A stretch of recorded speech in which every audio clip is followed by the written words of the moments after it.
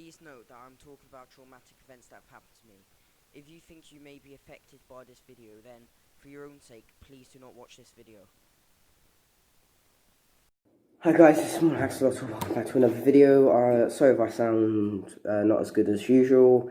I have still recovering from a cold. If you're wondering about this microphone, it's not, when it's plugged in, it's not doing anything though, because I'm filming off my phone and not the mic.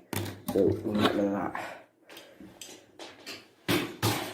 So, as I said I would, I'm going to be talking about my past. Well, mostly you could call it traumatic, but I'm not sure if you want to call it that or not. So let's go about the things that happened when I was younger. Before we do though, I just want to say that it's not going to be about why I delayed the Hypixel stream, because that video taking a month to edit. Also, I don't feel particularly comfortable in saying what happened that day and the day after that. Anyway, let's get to it. So let's go to when this started back in 2011, around November time. So basically what happened was, this is going to be very just straightforward and very quick of like me saying it, but basically what happened, I was coming back from school and my mum was picking me up from school, and we were gonna go through the back door which went into the kitchen, but I think my mum saw my dad had killed himself. I know that's very sudden of how I said that. I didn't know any other way of saying it, and yes. So I'm sorry if that was a bit sudden, but that's just the only way I seem to be able to put it, that I can think of right now. So my mum saw that my dad had killed himself, and then we went round the front door, which was in sort of a communal area sort of thing. So you go in the building, and then you go into your flat, sort of like an apartment, but not really. I don't know how to explain it, but anyway, my mum saw that. Then we went through the front way, and I can't remember much then. So what I do remember is my mum asked, I think she asked for an ambulance, or well, I think I remember her asking for an ambulance, and then these people turned up. They went into the kitchen. Can't remember anything after that. I do remember that we had my dad's funeral, and then we stayed over my grandma's house, because I don't think, even my mum didn't feel comfortable staying in the same house after what happened, or for some other reason, which I'm not sure of, but we stayed over my mum's house, and we call her grandma.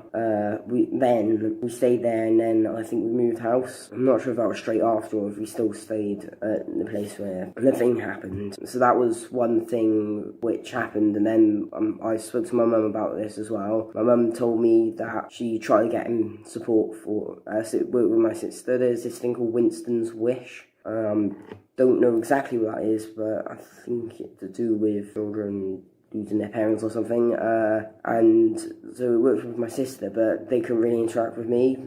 This is only off what my mum told me now. Everything before the Winston's Wish part is my memory.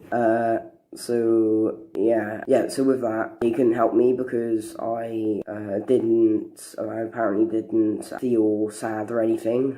For some reason, my sister, I was about 6, my sister was about 3 or 4, I think 4, considering she's 2 years younger than me. Yeah, so they managed to help my sister out, but they couldn't help me out because I didn't feel bad because of what happened. So then nothing really seemed to happen, and then I think something happened with me, and then my mum tried getting me into CAMS for like mental health service and stuff. She got rejected the first time, but then the second time she managed to get me in, because I think she tried to apply twice, and I'm still in CAMS right now.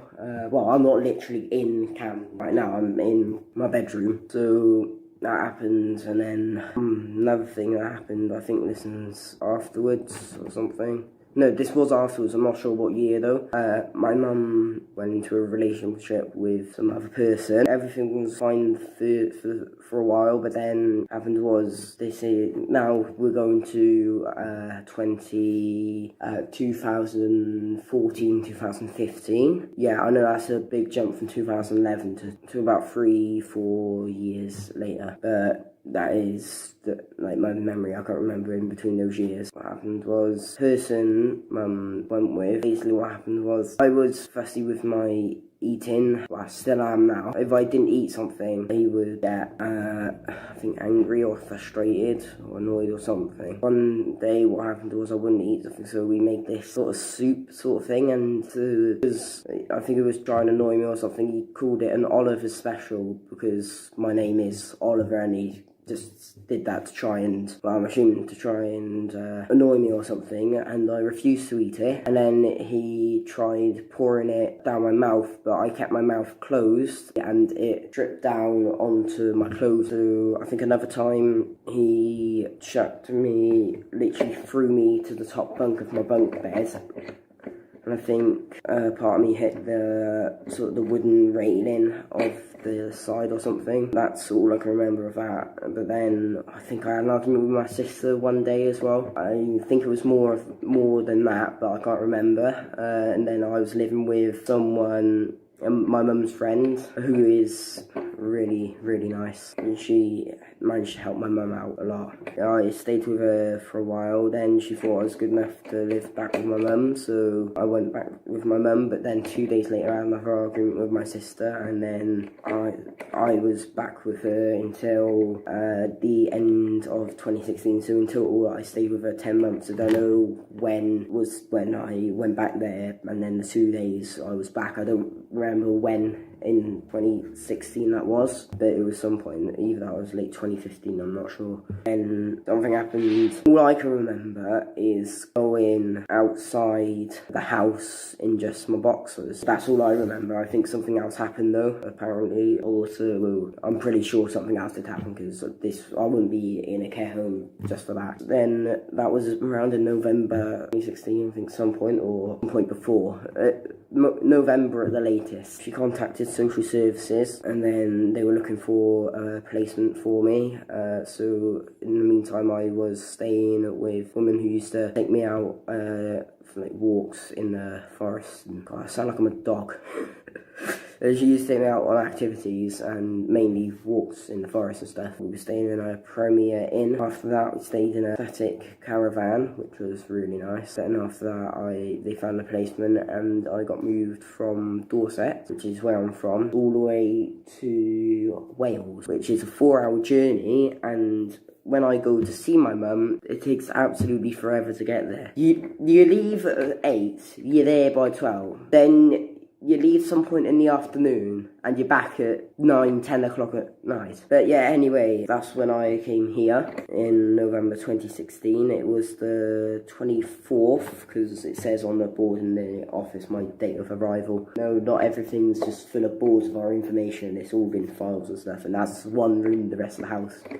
It's pretty much like just living in a normal house, but you got 3 people who are on, and then people swap over and then you're just living with 2 other kids here. That's all it is. It's like a normal house, pretty much. It's actually better than my mum's house. Location, yeah, it's nice. The house, the building's massive. It's you got the bottom floor, then you got the middle floor, it's what I'm on, and then you got a floor above me. It's what all that walking around is, because that's one of the staff walking around. I didn't get why I call them staff. They're just like normal people. They don't have name tags on them. They just dress up in their normal clothes. It wasn't always like that back in 2016 to early 2019. We had an old manager of the house, and he wasn't a very nice person. So what he did was he treated staff awfully, and he treated us awfully as well.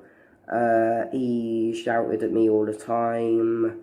Sometimes, like once I just tried laughing at him, and then he carried on shouting, and eventually I ended up crying. This was I think 2018 when this happened, although I still really don't like people shouting at me.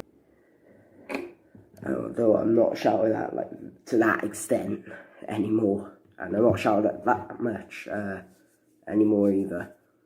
So, but when I used to kick off I still kick off, but not as much, and I try my best not to, obviously, all of that. Yeah, I'm not going to keep going on about it because I don't want it to sound I'm trying to get out of it, or that it's not as bad as it is when, yeah, it is bad when I kick off. I should not be doing it, I know that. Most of the time I self-harm, which you should not do. I don't like doing it, but that's my way of coping, and yeah, as I said, you should not do self-harm. It's not a nice thing to do to yourself, and you shouldn't take it out on yourself, but I don't like taking it out on others, and I don't really know any other way of coping. Sometimes I go out for walks. I can't right now because we're in tier 4 lockdown. Thanks, Mark Drakeford, or Mark Dorkford. But yeah, anyway, also because of the way I was feeling a few months ago, I wasn't allowed to go out because I was feeling depressed all the time. I feel a lot better now, and yeah, it feels nice to feel a lot better. Well, obviously I feel a lot better about feeling a lot better. Right, anyway,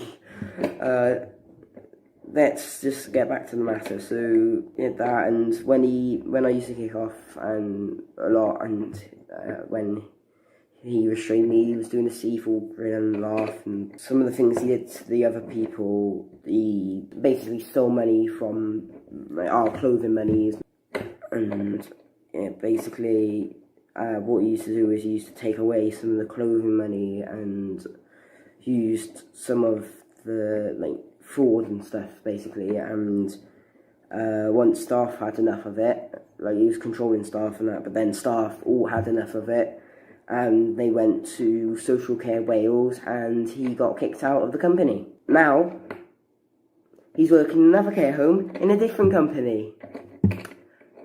Probably torturing some other... I don't literally mean torture, I just mean harassing and being nasty and things like that. So, yeah, that's what happened. Basically, he got kicked out of the company, and yeah, it's around November, December time I do feel a bit down because, well, I've been told, it's probably in my subconscious, when my dad died and things like that. And yeah, so I just thought I might talk about that just to let you know. Yeah, I wasn't going to upload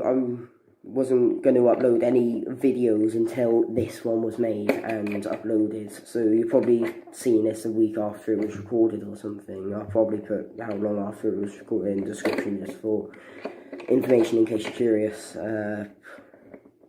Otherwise the information is pretty much useless. Normally takes me a week to edit a video anyway. And yeah, so that's basically my past. Right, anyway, that's it. I hope you understand and all of that, and I do feel a lot better talking about it, even though it hasn't been uploaded yet, but just talking into the camera, and yeah, hope you enjoy. If this video is even something you would enjoy, well, me talking about mental health and stuff, yeah, but not enjoying knowing about the facts about what happened and stuff like that. I don't even know what I'm saying. But yeah, thanks for watching, and yeah, this is my Axolotl sign off, as I always say, and I have been saying since 2018. See ya. Because that felt good talking about that.